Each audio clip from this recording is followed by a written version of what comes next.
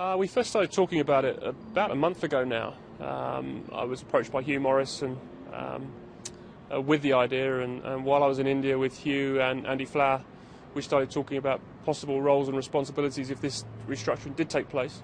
All those discussions went really well, actually, and all the issues we possibly could think of turning up, we sort of ironed out and resolved. So, when I left India, I was very happy, but certainly most of it's happened in the last few days.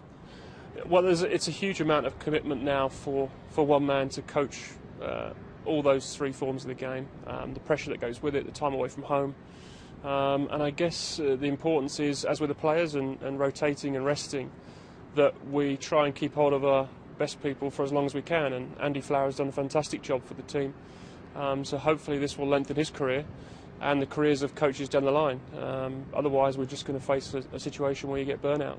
I've been dealing now with Andy for about 4 years on the selection panel. I think we have a good relationship. I think we're very different people, but we share very similar principles and values, and that's the important thing going into these new roles. I still report into Andy. On strategy we work together, and of course on selection, but my job is to try and improve team performance and keep taking the team forward, and that's what I'll try and do. Is that really the big long-term goal, the 2015 World Cup? I think we have to be building towards that, but along the way you've got the series and journeys, and you've got to keep topping up results there as well. So, but along that path I think it's important we widen the net as much as we can on new players and give players experience leading into that 2015 World Cup, and of course be looking to challenge to win it when it comes around. You've had such a long association with Warwickshire. How big a wrench is it to leave? It's hard. It's certainly bittersweet. I mean, I'm very excited about taking on the new role, but I've had some very, very good years here at Warwickshire as a player and now as a coach.